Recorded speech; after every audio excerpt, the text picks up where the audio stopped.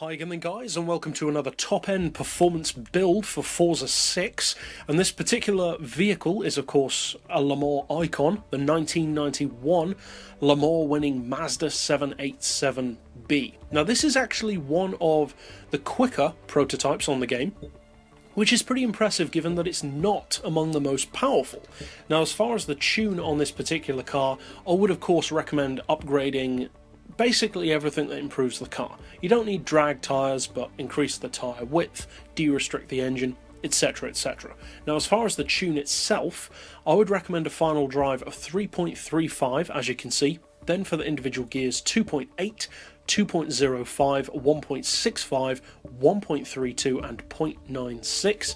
Then for the rest, as we often do, I've left it very open to interpretation and change. These are the settings that I like, but they definitely won't work for everyone. So I've gone for neutral camber and tow with the highest degree of caster angle, anti-roll I've rounded off to 20 and 15, the springs to 600 and 650. Now as far as ride height, I would recommend slightly raising the front, low as possible on the back and 0.2 of an inch higher on the front. So you don't lose handling ability, it doesn't look ridiculous, but you do get a little bit of extra top-end acceleration and performance. As far as the dampers, we've got them on 10 and 7 respectively. As far as downforce, as low as possible front and rear. And as far as finally the diff, I've got those on 60 and 20% a piece. So that's it for the build. 240 miles per hour is really good. Not necessarily the quickest of prototypes, but good nonetheless, certainly up there with the best of them.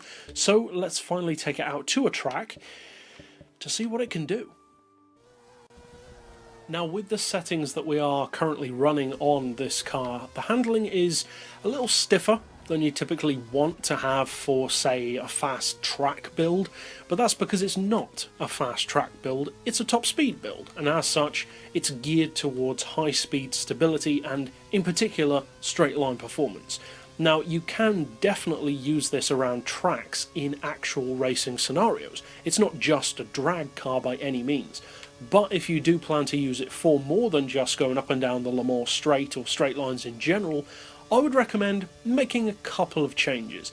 As you can see, you can get around 240 out of it as the benchmark says, but for handling's sake, in real racing scenarios, I would recommend changing a few of the settings. Maybe give it a little downforce, maybe lower the front end, maybe change up the diff, that kind of thing. If you want less stiff steering, you can also, and this will make a big difference, lower the degree of the caster angle. That will really loosen up the steering a lot. So all of those things combined mean that you can change it around if you need to different track uses, different racing uses, and just use it as a multi-purpose vehicle. So if you do decide to use this build, obviously I hope you find it fun, competitive, and it's most definitely quick. And to keep up with other builds like this on the channel in the future, you can subscribe down below or check out the playlist at the end of this video. But for now, as always, thanks for watching.